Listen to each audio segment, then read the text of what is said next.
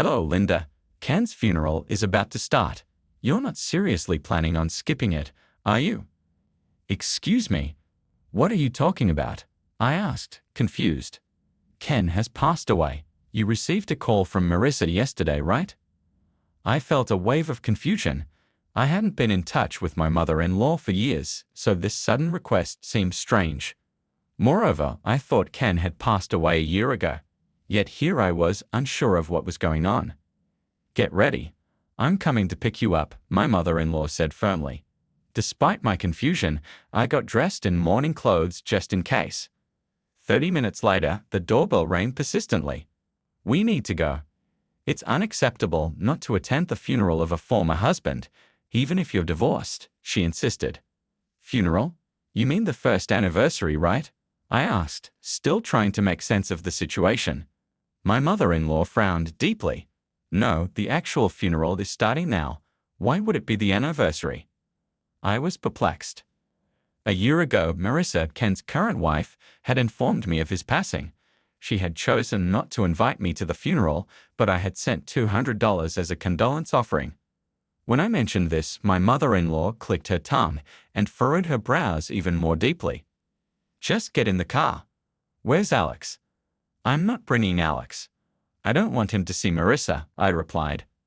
Without another word, my mother-in-law ushered me into the passenger seat and drove us straight to the funeral home. I was left in a state of bewilderment, being drawn into an unexpected situation. I'm Linda, 35 years old, a single mother to a 3-year-old, living with my parents. My job at a local real estate management company supports us. Despite the challenges, I find fulfillment in the lively atmosphere of my parents' home. 3 years ago, when my husband unexpectedly demanded a divorce, it felt like my world was falling apart. Abandoned with a newborn, I was fortunate to have moved in with my parents right after the hospital discharge, and I've been rebuilding my life ever since. I met my ex-husband through my aunt, who had a knack for matchmaking. Linda, there's someone wonderful I think you should meet, she had said without preamble. My aunt, known among her patrons as the matchmaking aunt, had successfully paired off several couples. There's a relative of one of our regular customers, she continued. He's over 35 and still single. He's good-looking, has a great personality, and works for a major company. I think you two would get along well. Although I wasn't actively seeking a relationship, I agreed to meet him out of respect for my aunt. At the hotel lounge where we were set to meet, my future husband was already there waiting. True to my aunt's description, he was a handsome man in a well-fitted suit, with a refreshing smile. After exchanging greetings, he looked at me seriously and asked, "Do you seriously consider marriage, Linda?" I wasn't entirely sure how to respond to his question. I decided to be honest. I'm not opposed to the idea of marriage, but to be truthful, I came today just to honor my aunt's request. My husband let out a relieved sigh. That's good. I'm 3 years older than you, and I wasn't in a rush to get married either. Like you, I came here out of respect for a relative's wishes. With the pressure of matchmaking off our shoulders, we both relaxed. Conversation flowed naturally between us, and it felt like a good sign. It's funny how fate works. Two people who had no initial intention of marrying ended up tying the knot within a year. From the start of our marriage, my husband's work kept him incredibly busy, often leading him to come home late at night. I hadn't expected a honeymoon phase, but it was lonely starting our life together with him rarely around. I'm sorry things are like this, even though we're newlyweds, he said. I know this is a critical time for me to work hard, so I hope you can bear with it. I'll let you know on the days I can come home, so don't worry about preparing meals for me. I nodded, understanding his situation. I get it. Just don't overdo it, okay? As time went on, the loneliness I initially felt during the weekdays became routine. After just a month, I adjusted to not having to rush home from work to prepare dinner. My husband made an effort to be home on weekends, valuing our time together by going out or dining with me. Our relationship with my in-laws remained almost non-existent. They were indifferent and rarely interfered, which in a way made our marriage start off smoothly. Nearly a year into our marriage, I discovered I was pregnant. I'm happy, my husband said, but his demeanor grew more distant as the days passed. As my pregnancy progressed, he began spending weekends away from home more frequently, leaving me alone. The severe morning sickness and having to quit my job were significant challenges. Hey, let's go look at baby stuff soon. We need to start getting ready, I suggested. Oh, I've got something planned this weekend. You go ahead and pick out whatever you like. Perhaps it was the hormonal changes making me more emotional, but every time he said things like that, I felt a wave of sadness. This is your child too. Let's think about this together. I'm busy. It's your child too, so you should prepare yourself. You have time during the day, so just go by yourself. Every time, his response left me feeling more isolated. I tried to discuss our child with my husband, but he only grew more irritable and raised his voice. Despite recognizing the growing distance between us, I felt powerless to change the situation. I still clung to the hope that the arrival of our child would bring about a positive shift in him. When labor began, my husband was nowhere to be found. Despite numerous attempts to reach him, my calls and messages went unanswered. I ended up calling my mother and took a taxi to the hospital, where I gave birth to a healthy baby boy. After the delivery, I contacted my husband again. His response was dismissive. Well done. It's pointless for me to be there now, isn't it? Let me know when you're being discharged, and I'll come to pick you up. Though his response was far from reassuring, it offered me a sliver of relief. During my hospital stay, both my parents and my in-laws visited, taking turns to hold the baby and remarking on how cute he was. Even my usually indifferent in-laws seemed genuinely pleased. Despite the surrounding joy, the one person I most wanted to share this moment with, my husband, was absent. He never visited the hospital, leaving me unable to express my feelings or seek support from anyone. On the day of my discharge, my husband came to pick me up from the hospital room. As soon as he entered, I handed him our sleeping son without saying a word. For a moment he looked surprised, but then stood silently, gazing at the baby. "The name's Alex, right?" he asked. I was taken aback that he had thought of a name for our son. I thought it was a good choice and felt a flicker of hope that everything would be all right. I imagined a future filled with joy and family happiness. However, my optimism was short-lived. Upon returning home for the first time in a week, I discovered a pair of unfamiliar high heels with ribbons at the entrance. Entering the living room, I found a young woman in a short dress, her presence a stark reminder of the cracks in our relationship. "I want a divorce," my husband declared abruptly, thrusting divorce papers in front of me. "I've realized I don't want children after all." I was stunned. "Why didn't you say something sooner?" "The child is already born, and why bring me all the way here if you wanted a divorce?" "It can't be helped," he replied with a smirk. "Marissa wanted to meet you and apologize." I felt a wave of dizziness as his words sank in. I had envisioned building a family and creating a home for the sake of my career, but when faced with the reality of pregnancy, I felt overwhelmed. "What are you talking about?" I asked, bewildered. "So you're saying the marriage was just for your career?" "Exactly," he said dismissively. "You were always so compliant, convenient, not just for companionship, but also for handling household chores while I continued to enjoy myself." I stared at him in disbelief. "I can't believe this. You were spending your nights with other women. I thought we had a happy marriage." "Well, being married does have social benefits, so I've decided to remarry.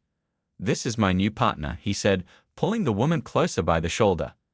"She agrees with me on not wanting kids, and frankly, she's prettier than you." The woman stood there with a smug expression, clearly relishing my shock. "I'll pay you alimony and child support at the standard rate. Just send me the bill or whatever."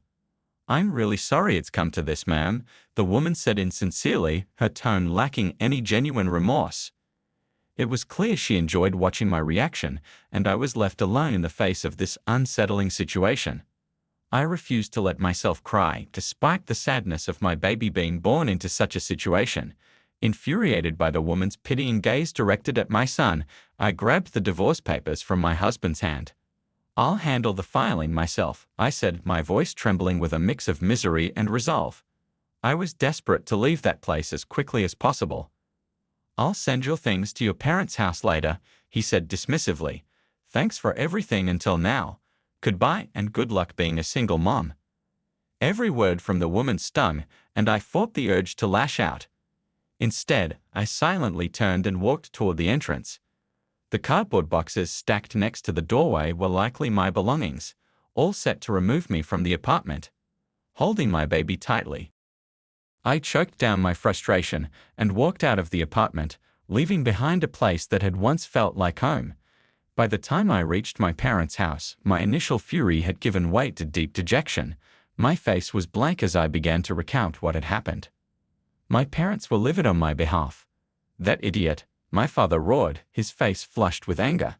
He was ready to confront my husband, but my mother and I managed to hold him back. My father's rage seemed so intense that merely hitting someone wouldn't have been enough to satisfy him. As I tried to calm him down, tears began to flow freely from me.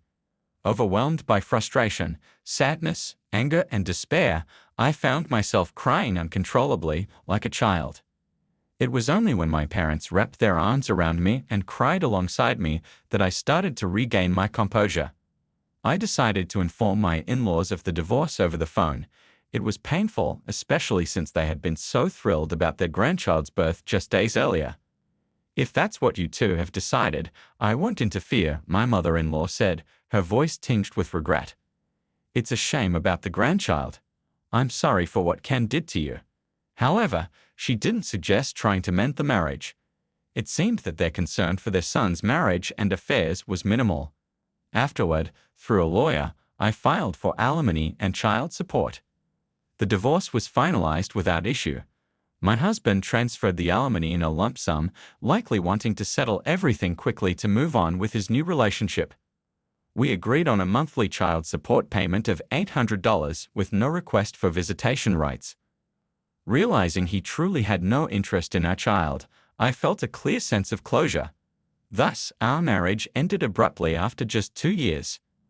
I moved back to my parents' house with my son Alex and resumed working as an office worker at a nearby real estate management company, thanks to a referral from my father's acquaintance.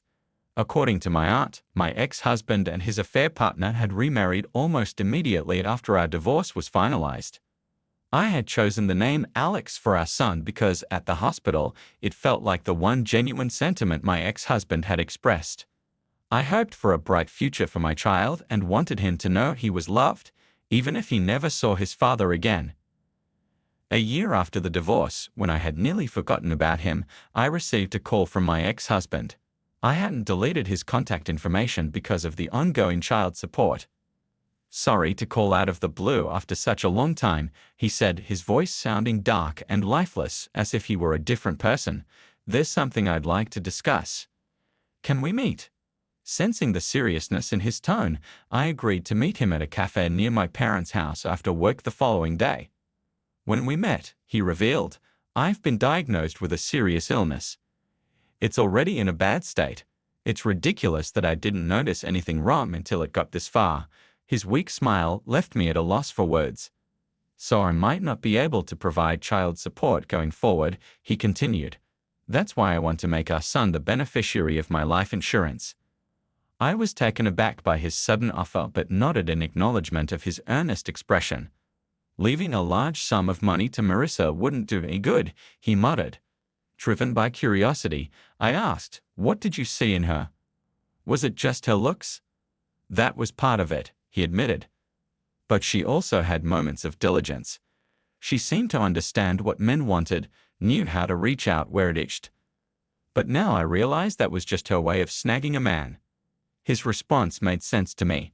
I had never thought he would marry solely based on appearances, but from the way he spoke, it seemed Marissa had outplayed him. "Facing death has finally given me the chance to reflect on my life," he said. "The only thing of value I ever did was marrying you and bringing our child into this world." In the quiet cafe, his sniffles were the only sound I could hear. "I did something terrible to you back then. I'm an idiot for not realizing it until now. I'm truly sorry. This is the only way I can make amends." I could feel the sincerity in his words. "All right," I said, "make Alex the beneficiary." When I nodded in agreement, my husband, oblivious to the onlookers, began to cry uncontrollably. I felt a slight relief, realizing that he did indeed have a heart. Later, we met again to sign and stamp the necessary documents. While I felt a twinge of pity for him, I also thought it was a form of divine retribution that he deserved. Half a year later, he informed me that he was going to be hospitalized. Deciding it might be a final farewell, I took our son to visit him, thinking it might be the last time we would see him. When we arrived, my husband looked significantly more emaciated than before, but he managed to smile upon seeing Alex.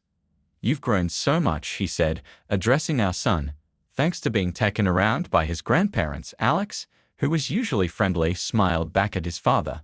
"I'm really sorry. Such a cute kid. I was truly an idiot. This is my karma." As my husband wept, scrunching his face, Alex gently patted him, trying to comfort him. It was clear that if my husband had recognized what was truly important sooner, he might have found happiness. Watching this, the hatred I had felt towards him seemed to dissipate. However, as I left the hospital and was descending in the elevator to the first floor, I encountered the last person I wanted to see. "Hey, why are you here?" I asked, seeing Marissa in those ribbon-adorned high heels.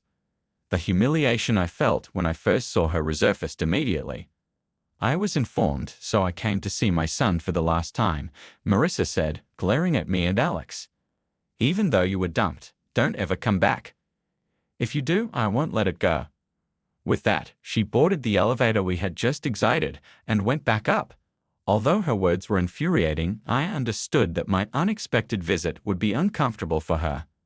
After that encounter, I never returned to the hospital and had no intention of seeing them again. However, 3 months later, Marissa made an unexpected visit to my parents' house. "Sorry for the sudden visit," she said.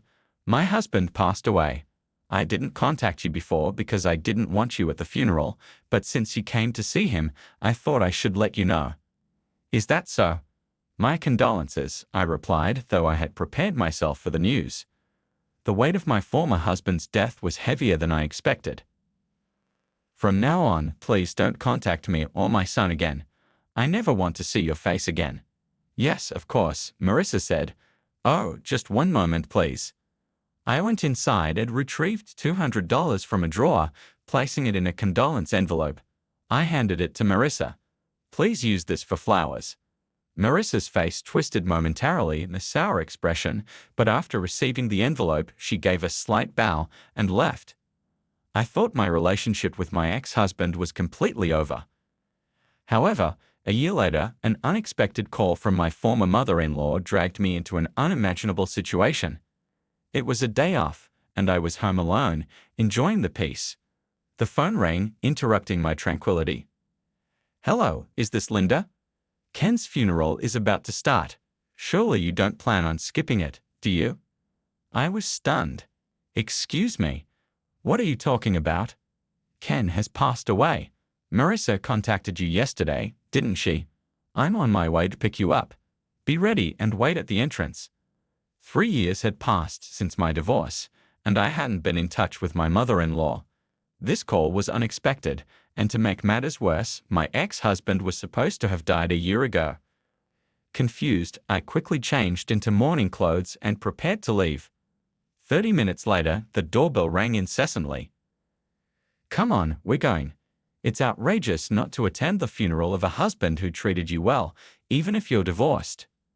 "The funeral? You mean the first anniversary, right?" I asked, trying to make sense of it. My mother-in-law frowned deeply. "The funeral is about to start. Why would it be the first anniversary? What are you talking about?" Our conversation wasn't aligning. A year ago, Marissa, my ex-husband's current wife, had personally informed me of his death. I had even sent a condolence envelope with $200. When I mentioned this, my mother-in-law clicked her tongue in irritation and her frown deepened. "Just get in the car.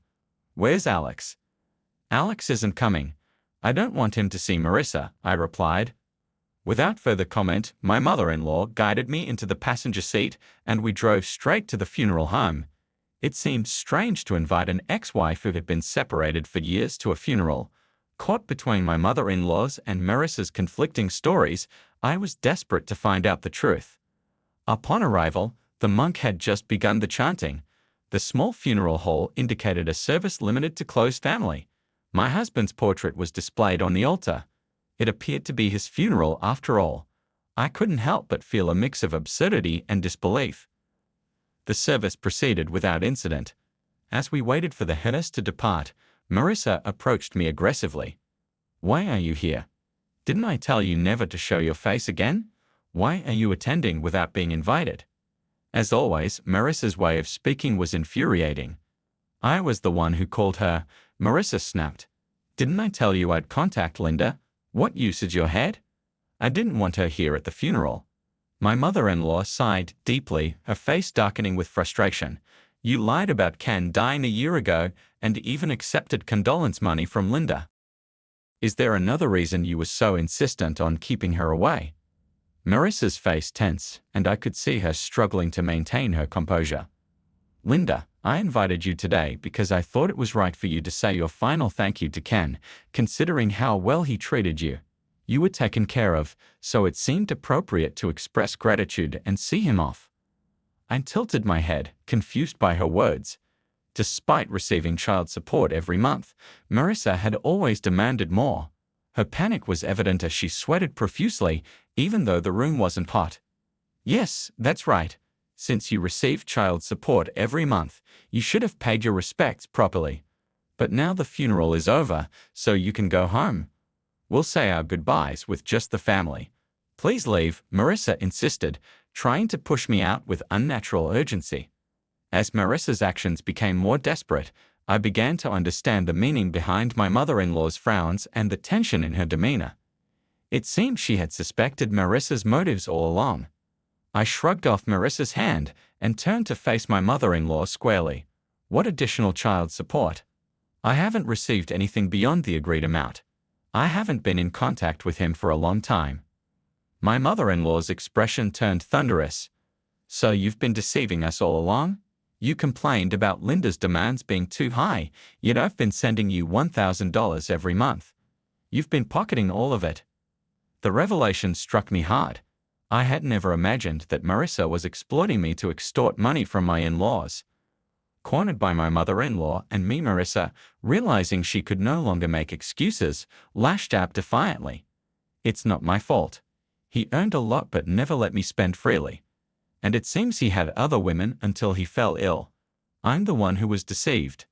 My husband had indeed had a good salary from his job at a large corporation, but even when we were married, he had only given me a fixed monthly allowance. I had never struggled financially, but my ex-husband's infidelity was undeniable.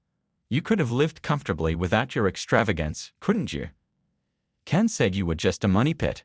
Apparently, you barely did any housework and spent your time gallivanting around." "Enough, be quiet. It's his fault for not letting me have freedom. It's only natural for your in-laws to support me when their daughter-in-law is struggling," Marissa shot back. At last, Marissa's true feelings surfaced. "His inheritance rightfully belongs to me, his wife now. I can finally have my freedom. So don't invite his ex-wife as you please." The real reason Marissa didn't want me at the funeral was clear now. She wanted to avoid any inheritance going to my son, Ken's legitimate child. The relatives waiting for the hearse were whispering and frowning among themselves. Hearing the commotion, my father-in-law came over and apologized. "I'm sorry you got dragged into this. I'll reach out another day, so it's okay for you to head home now." I thanked him and, turning my back on the arguing Marissa and my mother-in-law, left before the hearse had departed. I felt entangled in a messy situation and hoped this would be the end, but a nagging feeling told me otherwise. That intuition proved correct. About 3 months later, something unimaginable happened. It was a holiday, and we had gone to a large park for a picnic. The park, a vast forest, was bustling with families and couples. Alex, now 3 years old, was full of energy, and my parents and I took turns keeping up with him. While my dad and I were lying on the picnic blanket, my mom, who had taken Alex to the playground, came back looking panicked. "Alex is missing. Hurry up, Alex is gone." Alarmed, we rushed over but couldn't find Alex near the slide where he had been playing. He had slid down once and went back up to slide again, but he never came back down. The slide was crowded with children, and I widened my search, scanning the surroundings. I spotted Alex's yellow hat as he walked along a path beyond the playground. It appeared he was being led by a woman I didn't recognize. Shouting Alex's name, he stopped and looked back. At that moment, the woman holding his hand started to run, lifting him into her arms. Before I could run, my father, who had been jogging, had already sprinted ahead. My heart raced with fear, making it hard to keep up. I called out to him, "Dad, they're heading towards the parking lot." My father increased his speed and shouted for help. "Someone please stop that woman. She's kidnapping a child." The woman reached her car and tried to throw Alex into the passenger seat, but several young dads, responding to my father's cries, managed to grab her just as she was about to get in. My father took the sobbing Alex out of the car and handed him over to me. Relieved, I hugged my son tightly, grateful that he was safe. I collapsed to the ground, clutching Alex tightly. "Don't interfere because of that kid. I don't get any money if he's around. If only he wasn't here. If only he would disappear." The woman was Marissa. Her eyes were bloodshot, and her screaming, spitting, and raging clearly indicated her derangement. Trembling, I could only watch in stunned silence as Marissa was taken away by the police. Later, my father-in-law reached out to apologize and discuss the life insurance policy left by my ex-husband. It turned out my in-laws had been instructed by my husband to handle the situation this way, but they had kept it from Marissa until the inheritance could be settled. Apart from the life insurance, Marissa was to inherit everything else, but it appeared there wasn't much left. The substantial alimony paid during our divorce 3 years ago and the expenses from his illness had depleted most of the estate. There was, however, more than one insurance policy, and Marissa had received a significant sum, at least in the hundreds of thousands. She had been splurging on young hosts and had always been reckless with money, accumulating considerable debt. It seemed she had used the inheritance to pay off some of her debts, though it was unclear if she had managed to settle them all. My father-in-law sighed deeply, his exasperation evident. Marissa couldn't stand knowing how much insurance money was left for Alex. The amount set aside for him was $400,000. Marissa naively thought that if Alex were to pass away, the insurance money would automatically go to her. Items like adhesive tape, rope, and a knife were found in Marissa's car. During her police interrogation, she confessed to planning to kidnap and kill Alex. The thought of her deranged look still sends shivers down my spine. Perhaps our overbearing love for Ken had swung from excessive interference to complete non-interference. "We interfered too much in Ken's life out of love," my father-in-law continued. "Our relationship deteriorated around the time he went to college, so we learned to keep our opinions to ourselves and respect his decisions. We should have been more present for Alex. We should have supported you more. I'm truly sorry." My mother-in-law added, "Alex was named after Ken's childhood friend from a family that respected his decisions, unlike us. That friend is now living his dream as a pilot. I think Ken wanted Alex to have a life similar to his friends." She dabbed her nose with a handkerchief. "Thank you for keeping the name my son suggested for your grandson. There's no doubt that the moment your husband first held our child, he wished for a happy future for him. Just knowing that was more than enough for me. Although I can't forgive what my husband did, I no longer harbor hatred towards him. Looking towards the future, our family has decided to move to my mother's hometown, where we hope to start anew. It seems Marissa will remain behind bars for some time, but I never want to see her again." Despite the unbelievable situation we were dragged into, it brought some clarity. Sunday, I want to tell Alex that his father truly wished for his happiness. Moving forward, our family of 4 intends to live happily, respecting each other's decisions.